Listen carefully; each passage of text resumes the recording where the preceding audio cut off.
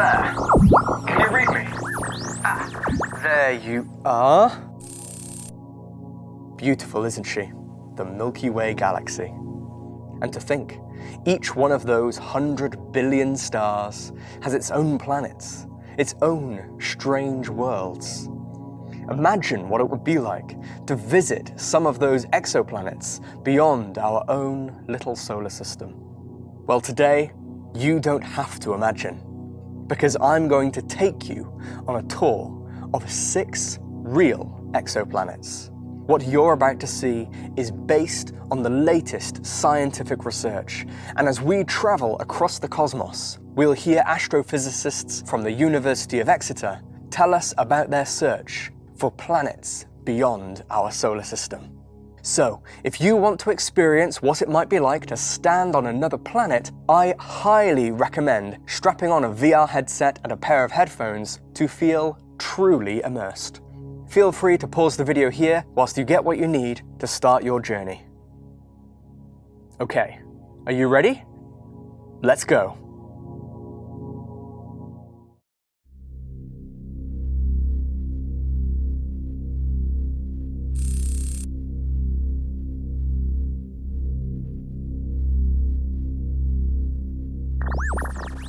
I'm Elizabeth. I'm studying observations of debris disks and trying to find debris disks and giant planets. So the planets will form over maybe 4 or 5 million years as the star forms. So the star forms out of a massive cloud of dust and gas, and that collapses down, and the centre of that will fall inwards and become a star. But then there'll be a whole cloud of dust and gas and stuff left, and that kind of collapses down into a disk that's just made out of kind of the leftovers from the star formation. And then that disk, the individual bits of dust will collide to each other, and they can sometimes stick together. We don't really understand that yet. Sometimes they stick and sometimes they bounce off, and no one really knows how they can stick together enough to start to form a planet.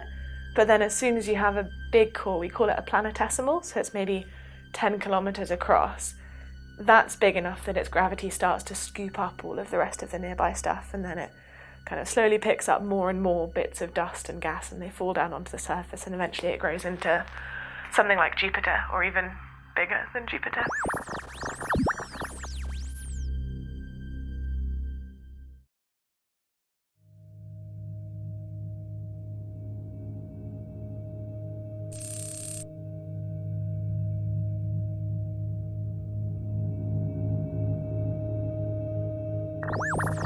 So I'm Professor David Singh, and I study transiting exoplanets and their atmospheres.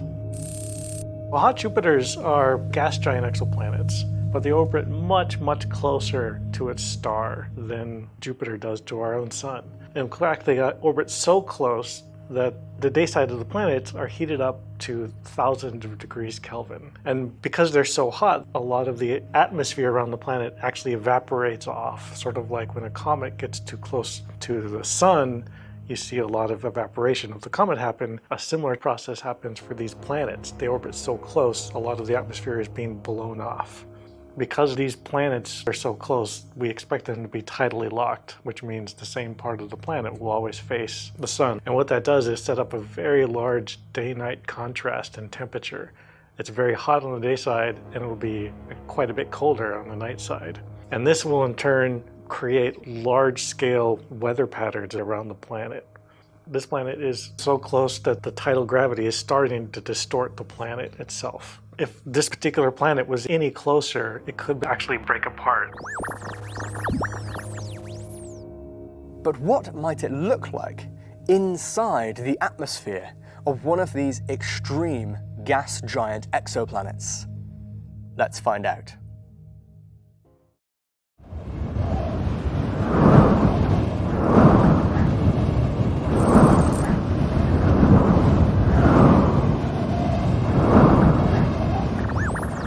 My name is Stefan Lines. I'm an exonephologist, which is someone who studies clouds on extrasolar planets. So what we're looking at is planet Osiris, otherwise known as HD 209458b, and these are extremely strong winds. Going from the west to the east of the planet, from the day to the night side, the wind speeds are reaching about 5 kilometers per second, which is about 10 times faster than Concorde. Osiris has a temperature of around 1,000 degrees centigrade. With these temperature ranges, we're not really looking at water clouds like we have here on Earth. But at these much higher temperatures, we have the sort of evaporation and condensation cycle of things like iron and silicates. So these planets might actually have molten iron rain and silica or glass rain, which is incredible because with these wind speeds of 5 kilometers per second, you're effectively going to be lacerated by this glass rain and molten iron. So these aren't particularly great places to visit.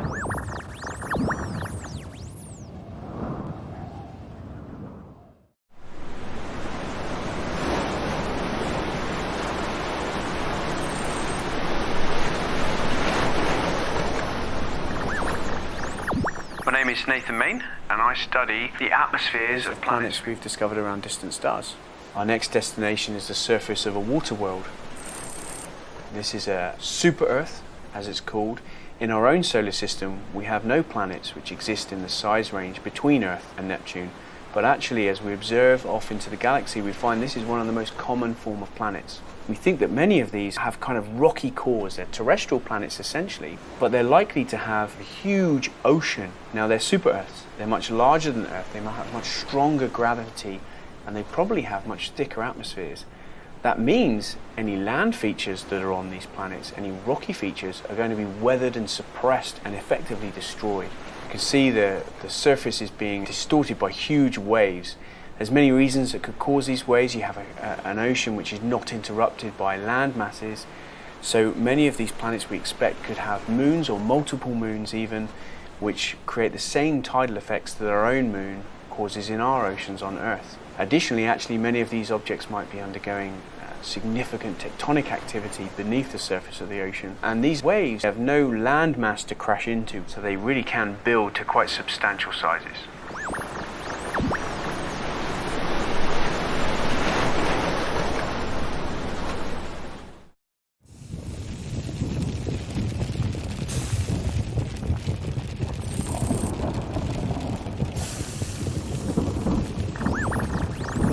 Our next destination is the surface of 55 Cancri e. This planet orbits so close to its central star, it's incredibly hot.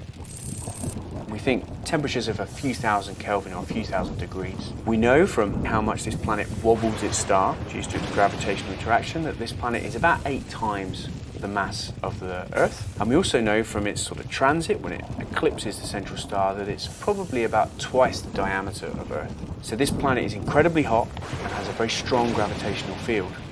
So what you can see is a molten lava field underneath you, where the surface is being disrupted and melted, and much of that material could potentially be lofted into the atmosphere. And what you end up with is a very soot-laden atmosphere full of particulate matter, molten rock and condensing rock, and raining sort of silicate particles. And you're going to have huge amounts of charged material flowing in the atmosphere, and that will lead us to have significant thunderstorms. So effectively, this is a pretty nasty place, probably as close to Dante's Inferno as you can imagine, with a molten lava surface, raining rock, and constant planet-wide lightning storms.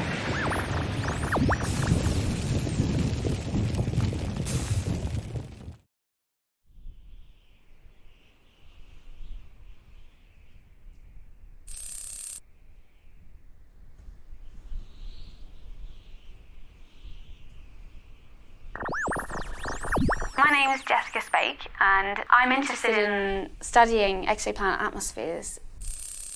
TRAPPIST-1e is a fascinating system. It was a wonderful surprise to find 7 fairly Earth-sized planets so closely spaced together around this tiny star. The star is actually about the size of Jupiter. It's really like a solar system in miniature. So here you can see the stars a lot cooler, redder and smaller, and you can see it actually looks very big in the sky here. That's not because the star is bigger, that's because the planet is a lot closer to that star than we are to the sun. So these planets can be very close in and still be kind of about the same temperature as Earth.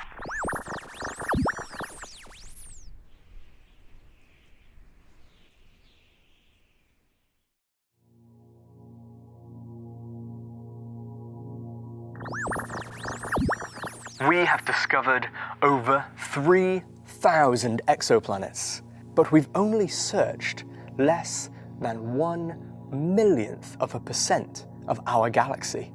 There are billions more worlds out there for us to find in the Milky Way, and billions more galaxies beyond our own. Each new planet we discover changes how we view the universe and our place within it. But so far, we've only found one, planet Earth. Thank you to everyone who helped to make this video possible. If you enjoyed it, please share, subscribe, and check out our previous videos. Thanks for watching.